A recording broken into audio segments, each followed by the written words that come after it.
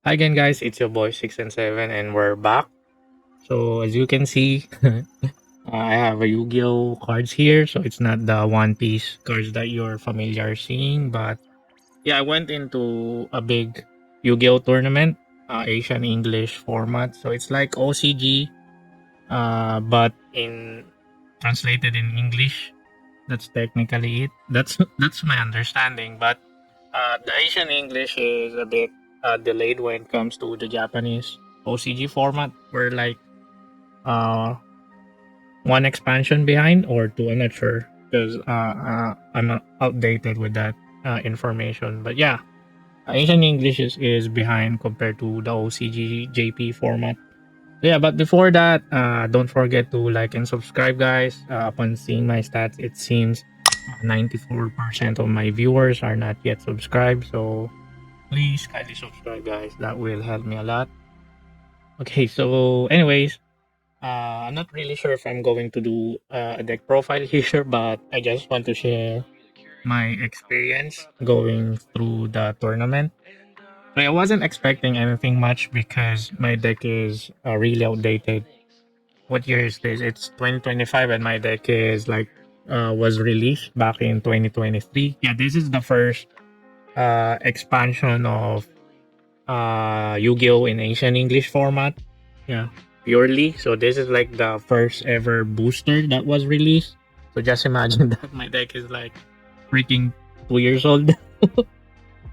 Yeah, and they have Asian AE has like a ban list. Yeah, this deck got hit, but only one card got hit. So my card, which is Sleepy Memory, the card that lets you draw during your opponent's standby phase. So that's not a significant hit.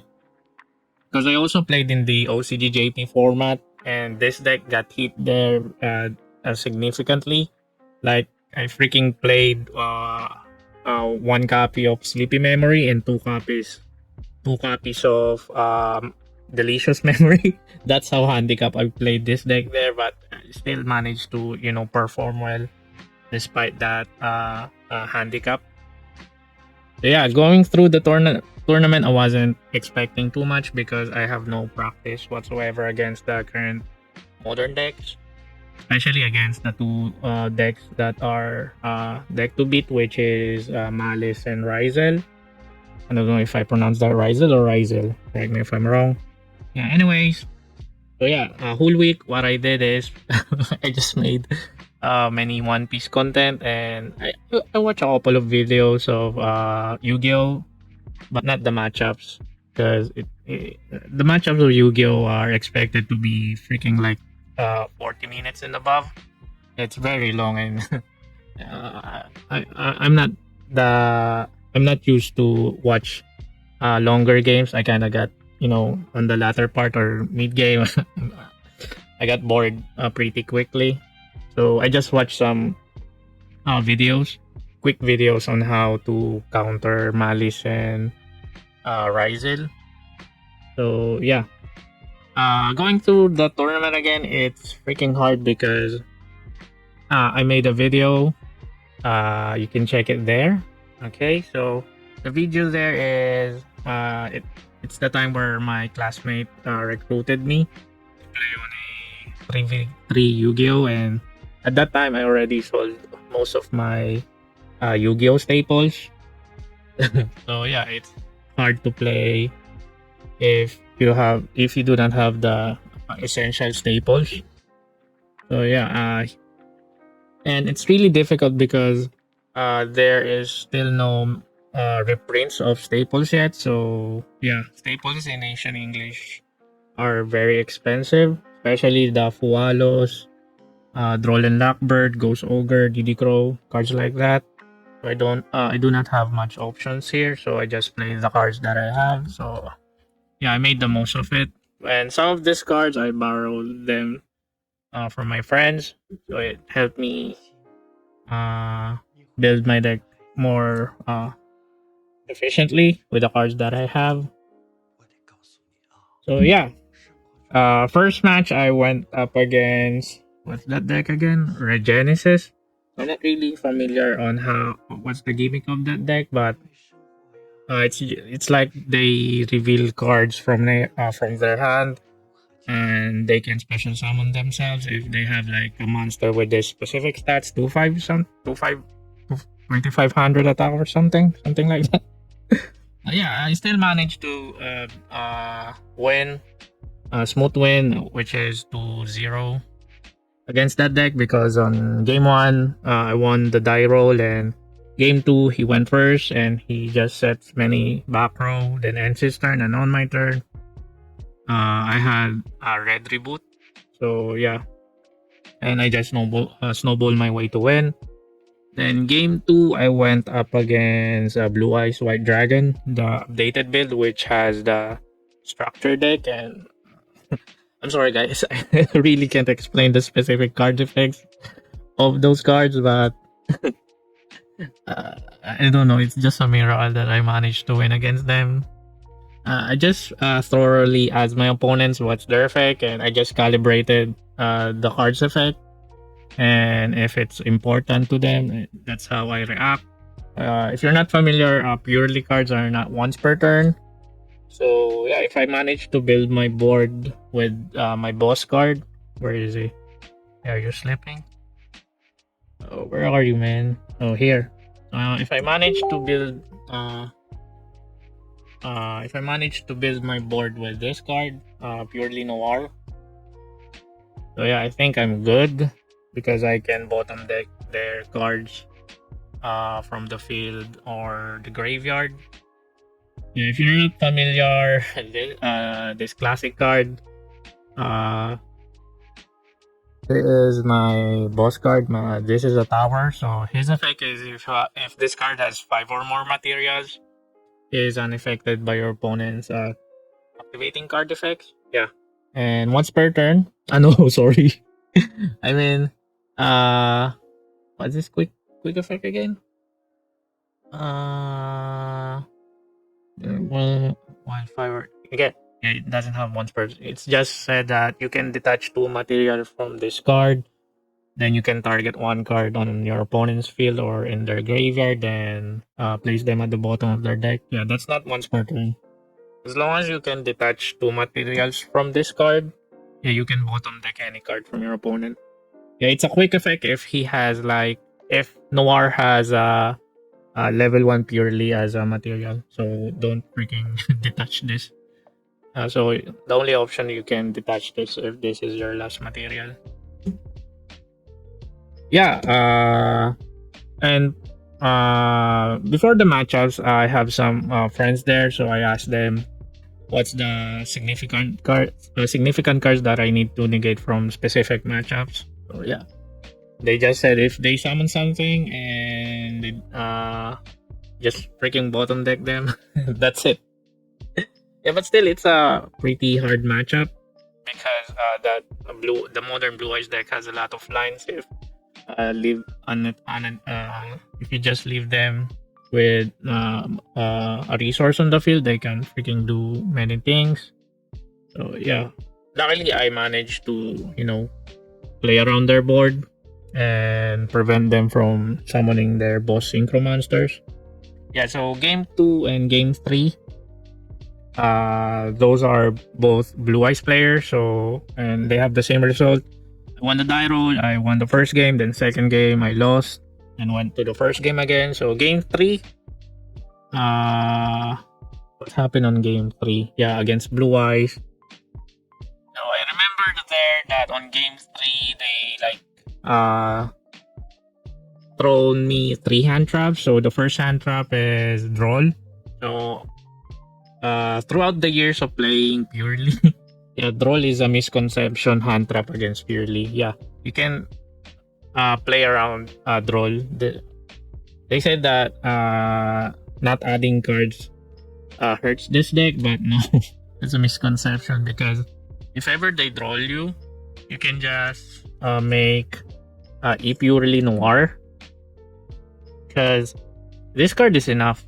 If you have the field, if you have this card, my friend, and what else? If you have that continuous spell and this, your field, Yeah, this is a enough setup. So if they draw you and you already managed to make this, and you like they attach this some material. So let's say chain one uninterrupted, and you chain to this. You set this, then you directly set the this trap card where you can make Noir on their turn. Yeah, that's enough. Because on their turn, the maximum card that you can do with this is draw two. Just imagine if you have two of this card attached to a purely Noir, you can freaking go draw four. And you can just target this. Then yeah, XYZ on their turn. You have like four bounce maximum plus the hand traps that you will draw on your uh sleepy memories effect. Yeah. So yeah, on game three they like thrown three hand traps. So it's first they on my first ad they throw Droll and Lockbird. Second is Ash Blossom on my friend. The next is Ghost Bell. Yeah, the Ghost Bell. Yeah, that's a misplay on my part because I thought Ghost Bell can catch up with Pure Lily because Pure Lily said here that it can target one card on your graveyard, then attack, and you can XYZ depending on the card that you targeted. So if you target a card, this card, you can attach this to Pure Lily and XYZ.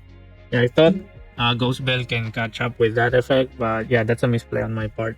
Ghost Bell cannot can catch up with Pure Lily's effect, so the game kind of got dragged longer. So it supposedly finished uh, in a smooth way, but yeah. But still, despite that, I still managed to snag a win. Yeah, so that's an awesome match. And next game, which is game four, I'm already on the top table, so I'm expecting that the match will be more difficult. So yeah, that's the reality that happened. So I'm up against my friend. No, literally my friend, not the card itself. So he's one of my like teammate. So yeah, he's using the Ryzel deck. So yeah, I think it's a close matchup because he won first game, I won second game, and he won third game. But still, that's where the reality of the difference of power level of deck hit me. Because that Ryzel deck is just, I have no words for that deck. It's like the freaking, it's like Zodiac and Sprite had an offspring. Yeah, that's Ryzel. Because even now, I'm not familiar with those cards effects. I'm not that much familiar. They have like all of their cards are like freaking inherent summon, and you cannot floodgate that deck because they have like this card where inherent summon, then they dump aggregator, the XYZ. So it's like if they dump that, it's chain one, chain two. They're gonna chain block the aggregator to negate one card on the field, then that card will add, I don't know. And they have like this, you cannot Nibiru an XYZ deck. That's the, my god, because they have that field where they can negate a monster effect on resolution. What the heck? That's the first time I heard that a card can negate on resolution. What the heck? And they have like this boss card where it doesn't have any once per turn a destroy effect. If you activate a card, it destroys a card as a reaction. It's like if you breathe, that card will move. That's how overpowered that card is. But I'm updated that the card got hit significantly in OCG. That's why yeah, in Asian English that deck is like overpowered. It's all three copies, no restrictions. So yeah, it's full power. Yeah, that's what happened in the Asian English tournament. Like 60%, 50% of the deck participations are all Ryzel deck. That's how overpowered the deck is. So yeah, two tournaments happen this weekend. So the first tournament is the Asian English. So I got top 14 on the Swiss match out of 138 players. And top cut, top 70 to top 32. That's where I got eliminated. And day 2 on Sunday, yeah, there's a ranking tournament also. And guess what? What deck win on the Asian English tournament? Again, Rizel deck. So that's expected. So yeah, that's what happened on my game 4. So I got my ass kicked there by the Rizel deck. So yeah, just imagine if my deck is freaking resilient against hand trap. Just imagine that deck, and its deck build is pretty flexible because it has like half of the deck are hand traps. That's how flexible that deck is. So yeah, that's what happened. And on my game 5, I went up against another new generation deck, which is Criston. Photon, I don't know. It's a heavy wombo combo deck where they like uh how do I say this? Synchros and stuff. They have their end board are like SP, Cyber Dragon Infinity that is Omni Negate, the what's that dragster? Also Omni Negate, and yeah, it's like a usual combo deck. End board, do your end board. You're just like gonna watch them do their combo lines for like 15 and 20 minutes. Yeah, it's a solitaire combo deck. That's my observation against them. So yeah, they won the die roll. So and I have no hand traps whatsoever. So yeah, they managed to establish the board, but yeah, I still play through the match. So to calibrate their end board if I can play around it. But on the first game, when it's my turn, I don't have like any droplets on my opening hand, so I just play through their board with my usual Purrely card. So yeah, it's not enough. Their board is like freaking oppressive enough to negate all of my cards. So yeah, if you are thinking I should have just concede and went to game 2, so they have no idea about my deck, but that's the unfortunate part because like he's like one of the old players in Yu-Gi-Oh! He has like an idea of what deck I'm only playing. So yeah, not that I'm bragging about this guys, but I'm pretty known when it comes to playing Purely deck.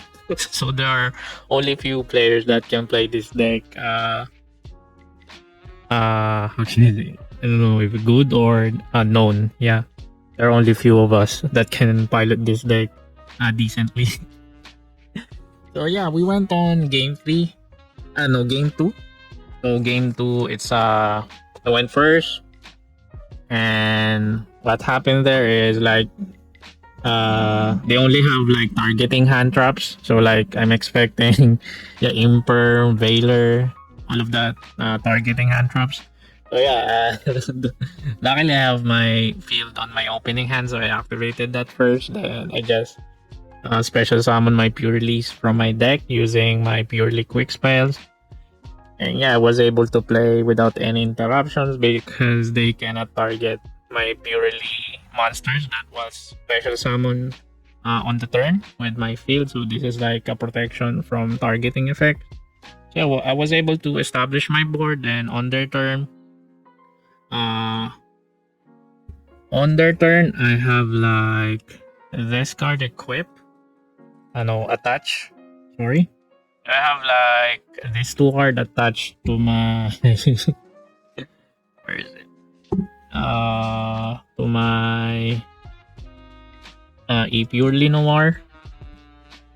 So I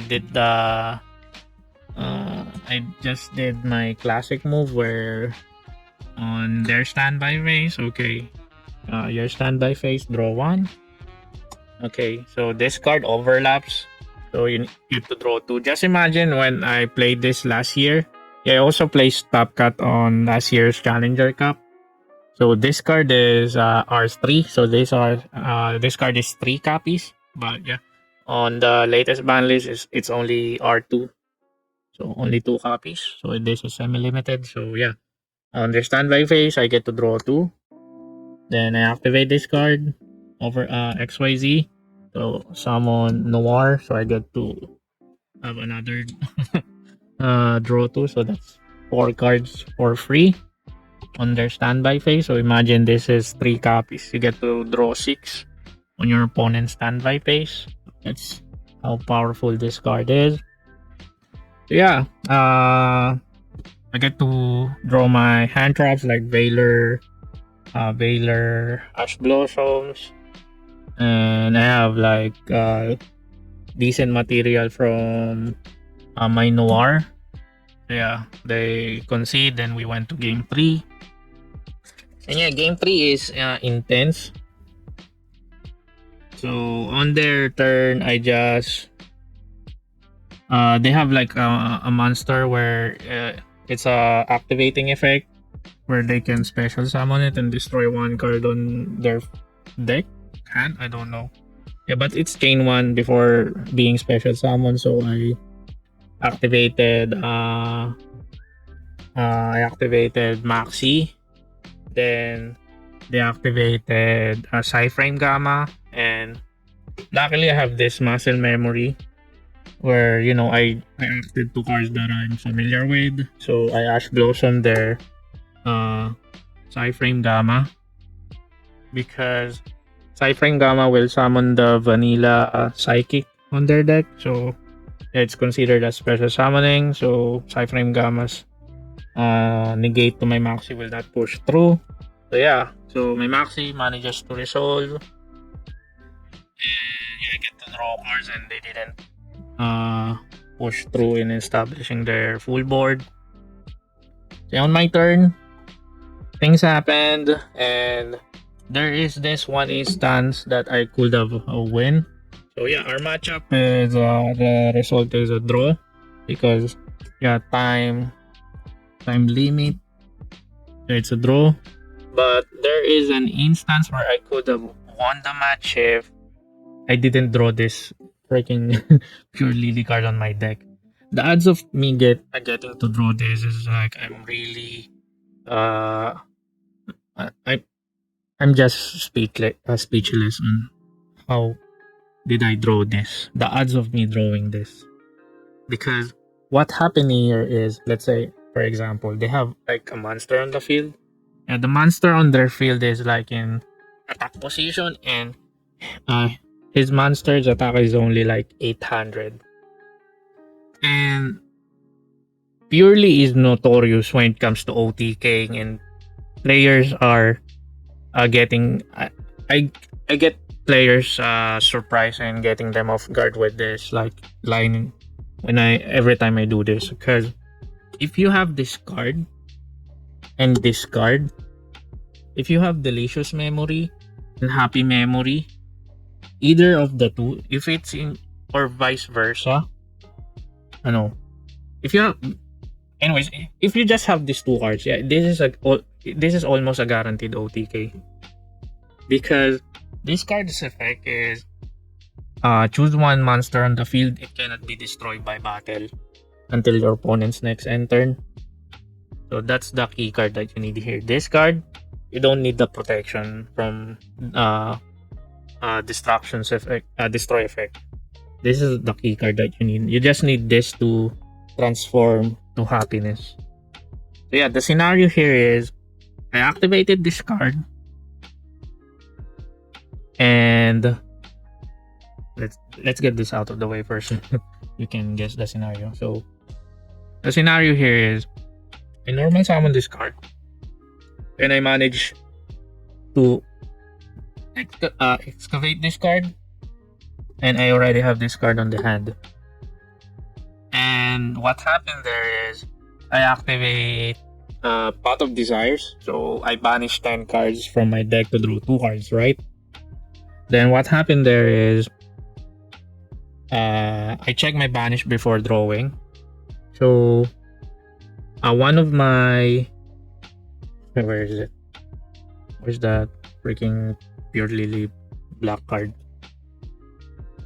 So yeah, one of this card got banished. I'm already running 2 of this card. So yeah, this got banished from the Desires. And on the draw 2, I drew this card. How is how is the odds of me drawing this card from Desires? And yeah, I didn't manage to OTK them, and the turn returned back to them, and time ran out because it's a combo deck. So yeah, before they managed to build their board, yeah, the time already ran out. So it's a draw. But just imagine I didn't draw this card, and I get to like activate this. So I'm gonna target the I'm gonna choose their monster, so it will not be destroyed every time I attack it. So I activated discard this card, special summon this card.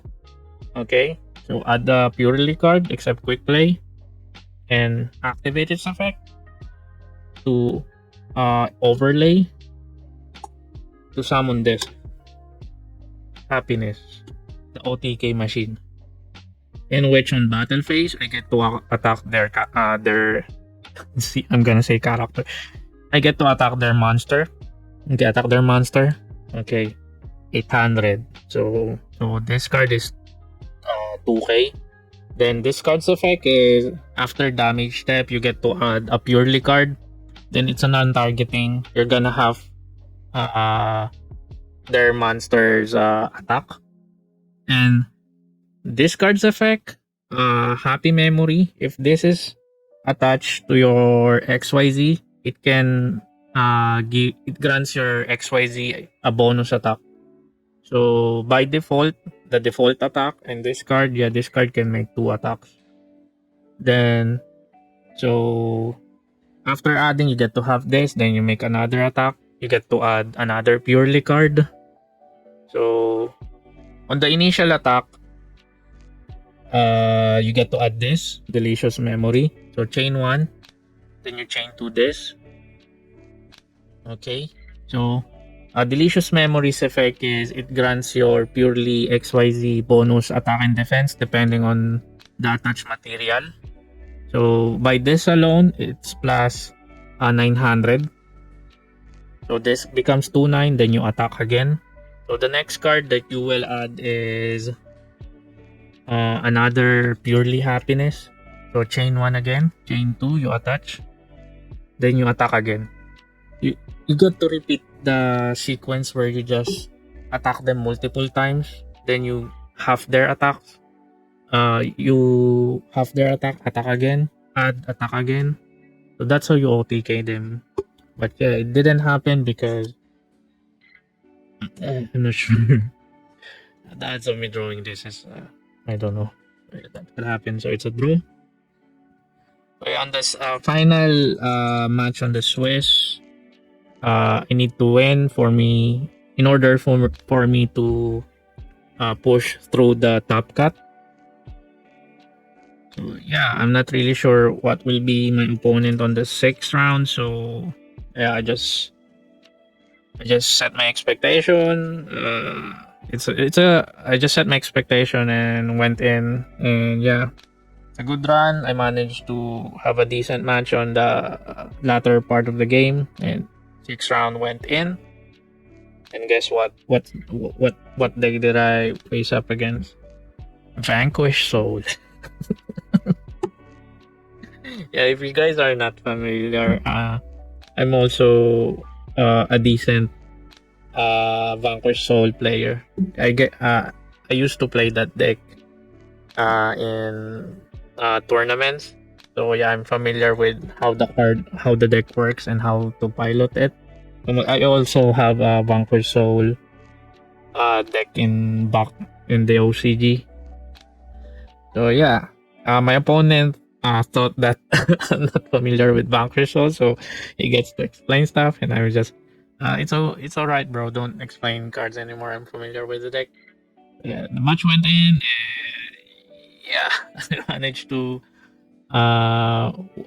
win the game without any issues. Yeah, as you how can I say this?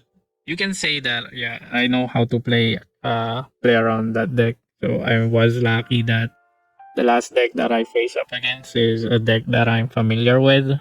Yeah. I guess that's destiny. Anyways, yeah, I went into the top cut, which is the top 32. So yeah, all the players uh got filtered, and guess what? My opponent, who's my opponent? Yeah, it's my friend again, the Rizel guy. So yeah, just imagine this. I playtest with him before the tournament. Then I went up against him in the Swiss. Then I face up against him again in the top cut. Rizel deck. What are the odds of that happening? My God, I have no words. Yeah, guess what? What's the outcome of the match? My ass got kicked really hard in the top cut against him. I can say is our Swiss match battle is more close compared to my top cut. I got 2-0 without any, without him breaking a sweat on game 2. On game 2, he won the die roll there, and he managed to full board me without any interruptions. And on my opening, I don't have like any decent interruptions as well. Even droplet, I don't have that. Droplet is enough for me to go by, but unfortunately, it didn't happen. So we went to game 2, and game 2, yeah, that's a steamroll there. He steamrolled me, so I play my usual purely lines and one hand trap. It stopped me, and I didn't manage to build the board. So yeah, just activated tasking. So I directly set the barrier in order for him to delay building any board. So and his turn, I get to activate the barrier and declare XYZ, but unfortunately he has a red reboot. Then after activating red reboot, he used a lightning storm to destroy all my spell and traps, and yeah, that's it. History. Another top cut uh failure. Last year I also managed to top cut, but I didn't manage to make it on the latter part of the top cut tournament. Yeah, that's what happened. But still, I'm still proud of him because he has more chance of snagging out the tournament and winning the whole tournament. But upon checking, unfortunately, his tournament run got cut off on the top eight,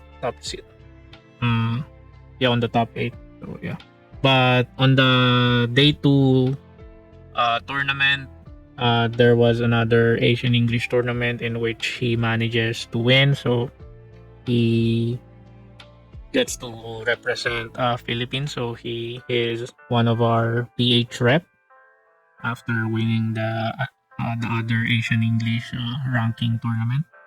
So congrats to him.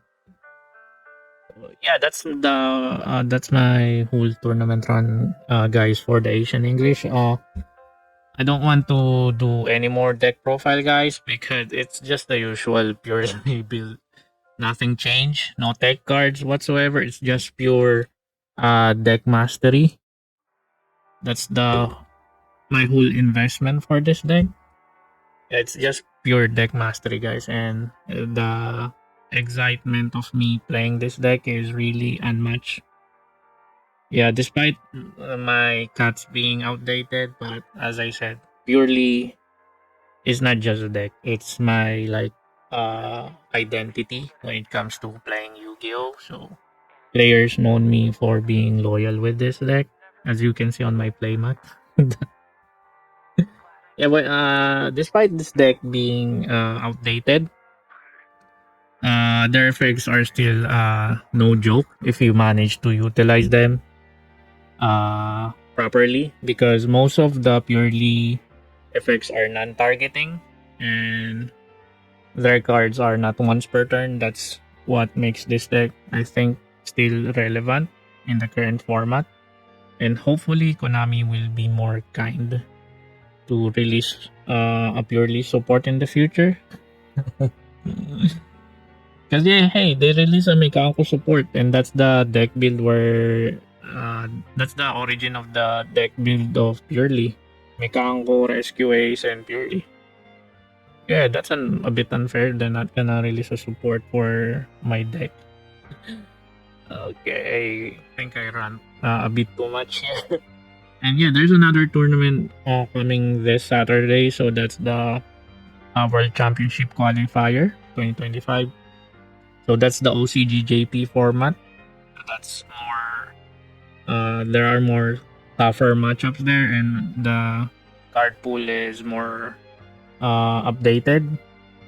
So I get hopefully I get to play there with my Yami deck. So Yami is one of the meta decks in the current OCGJP format, and that's the deck that I borrowed from my classmate.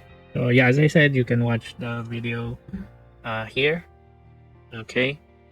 So yeah, hopefully I get to make it through the top cut again, and I will update you guys on the thing that will happen. And yeah, that's my TED talk, guys. I hope you enjoy, and if you're still here listening, watching my video, thank you. So yeah, and One Piece content. Yeah, I will do a One Piece content. One Piece content after uh after perhaps my tournament run. So I'm gonna tediously practice with my Yami. Okay. Perhaps in between this week. Yeah, I can do a One Piece content for you guys. Okay, yeah. I'm chatting too much now. So thank you guys again, and don't forget to like and subscribe. This is 6 and 7, and peace out.